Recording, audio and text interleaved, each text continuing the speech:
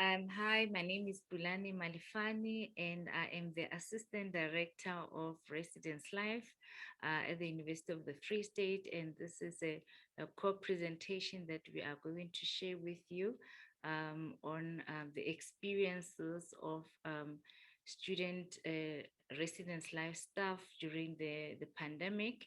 And I am going to present with my colleague, Dr. Mpho Jama. She will introduce herself once she start presenting.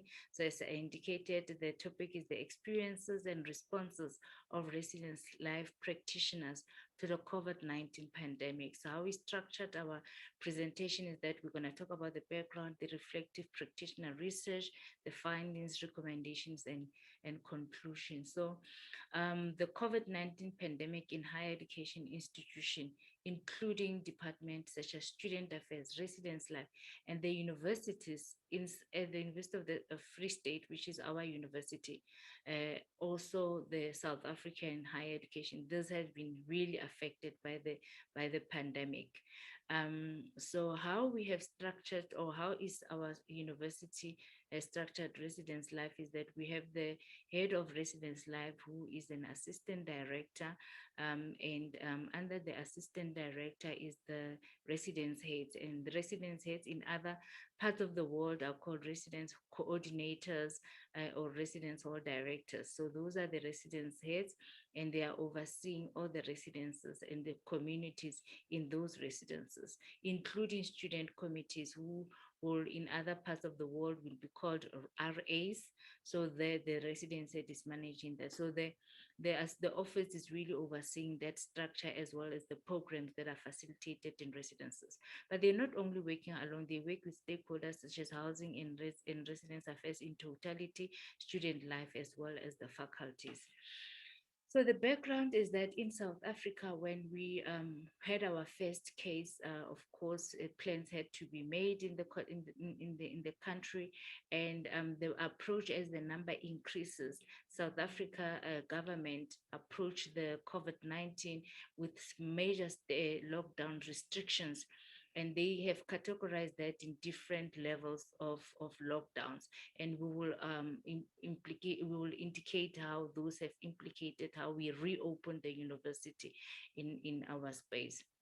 So the announcement by the institution was a week before the recess. So usually in March is our short period of our short holiday.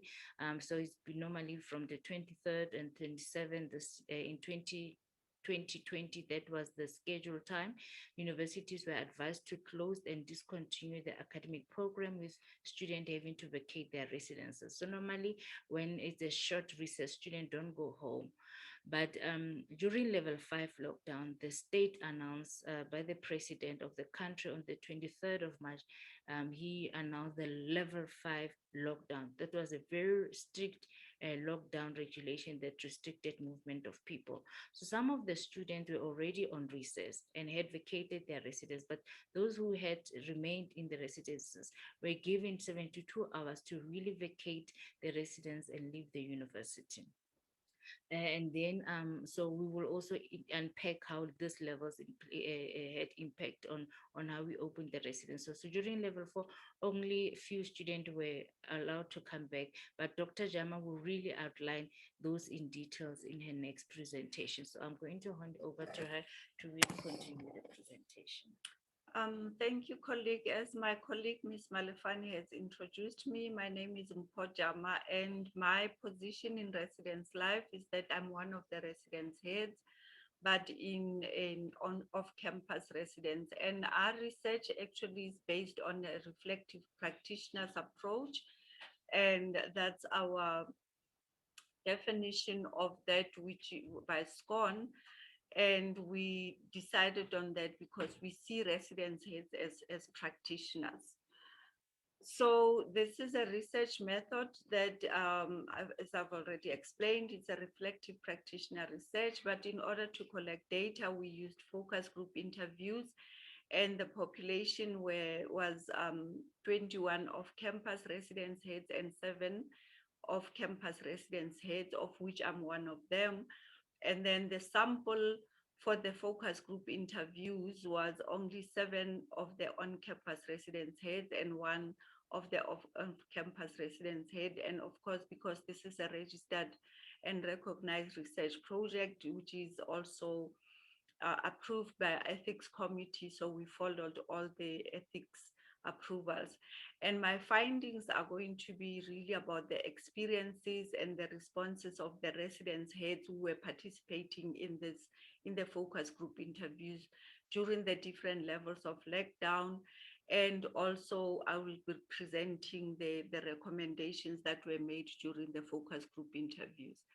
So the structure here is that I'm going to present the findings according to the different levels and what had happened in residence life, their experiences of the participants and their responses. So as when the university notified that we should close, the experiences of these residence heads was anxiety, as you can see, those what they were anxious about. Colleagues, I'm not going to mention everything, but I will just highlight the most important things. You can read for yourself, and you can also contact me if you want more information about the results.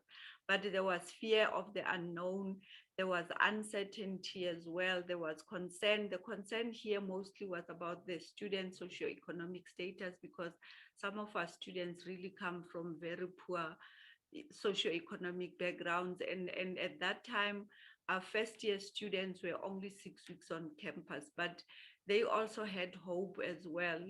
That was, and then their responses during that time was mostly to conscientize students. And it was also about communication, which was important at that time, to rely on official communication from the university, and those two aspects as well. And then the other response was to really how to help the students who had to go home, and even helps with the finances, because some of the students did not have money to go back home.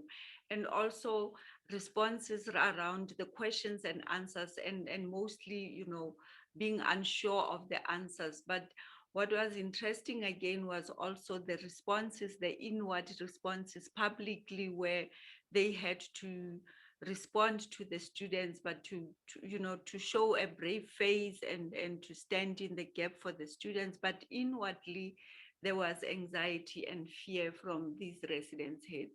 And then during level 5, you remember we said level 5 was a total shutdown and the residences were empty.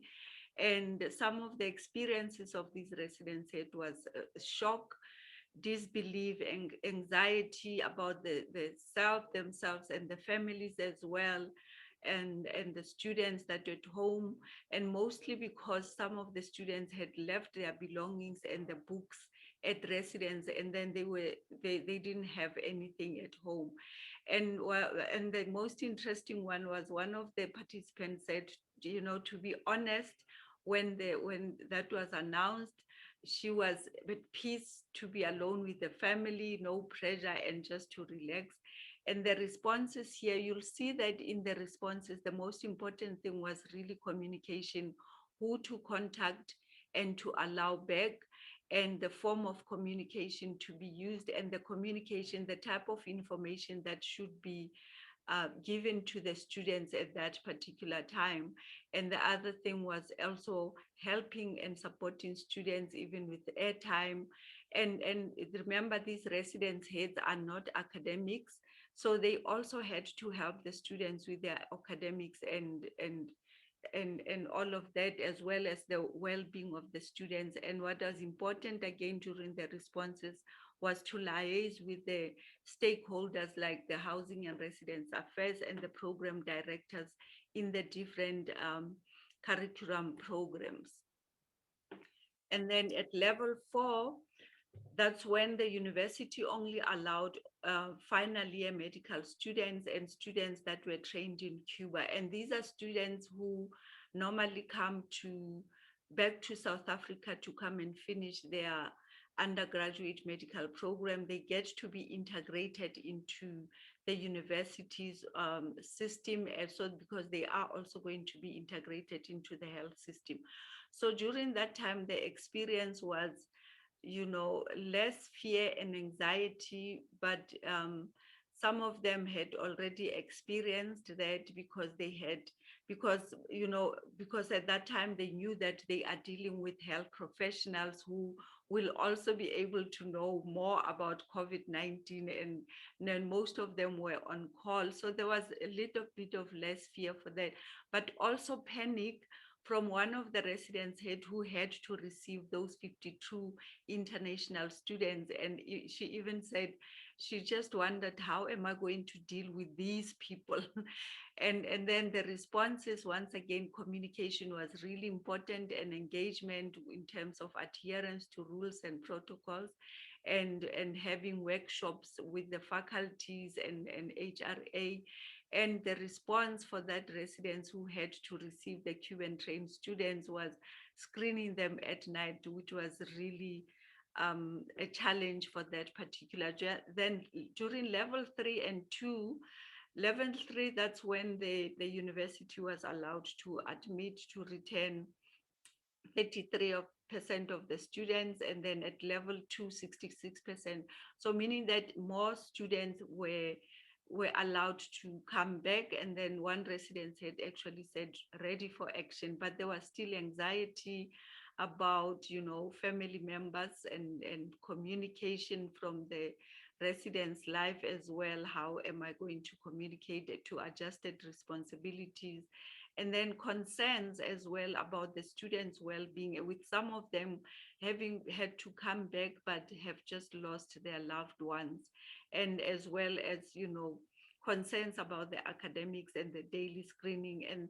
And there was also frustration and conflict between themselves and HRA and the faculties, and the changes in the residences, and frustration and conflict in terms of the national, local, and university COVID regulations, because of some of them were really confusing and didn't make sense.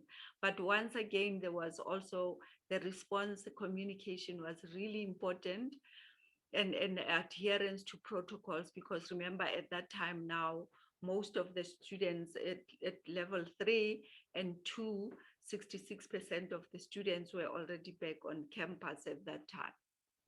And at level 1, and then we still maintain 66%. Even now we are at level 1 and our capacity is still 66%. And the experience now is it's mixed emotions, and but the anxiety is still here about the future, about the home circumstances, about the questions and answers and so on. And there's still uncertainty and confusion, and mostly for them it was the list of placement every day that changes every day, and some form of despondency because of the restrictions and the sense of loss as well. And the responses then during level 1, once again, communication was really important, but it has improved, and people have now found creative ways, even virtual ways, to communicate now. And the responses now is also about really strict measures to control, to adhere to the protocols and regulation. But as it's the case with everybody around the world, there's a sense of COVID fatigue, and then there's more involvement of residents committee in terms of adherence to that, and they are starting to maintain some social contact and social cohesion as well. So as far as the recommendations, these are the recommendations that the participants gave during the discussion. I'm not going to talk about every one of these, but we divided those into institutional recommendations. These are what we will share with the institution and with student affairs, as well as recommendations for housing and residence affairs, as well as the residents' life in general. So we will share these recommendations with all the stakeholders there. And I will give over to Ms. Malefane to give our concluding thoughts. So this was really important for us to understand, and I think in most of the residents' life in many parts of the countries in the world, this has been is something that we really need to think about. So the concluding thought is that the realities of COVID-19 in higher education and in student affairs and residence life is real. The communications between different entities is very important during this time of uncertainty, and it's also, I think, challenging all of us to reimagine the residence life and its practice and programs. And of course, the other thought is really the support of residents heads as professionals during the pandemic. It's very important that we really support these practitioners during these challenging times. So those are the references that we used, and we are really thankful that you were able to really listen to us. So in our South African language, we will say thank you, danki, re a Ke a leboha. leboha.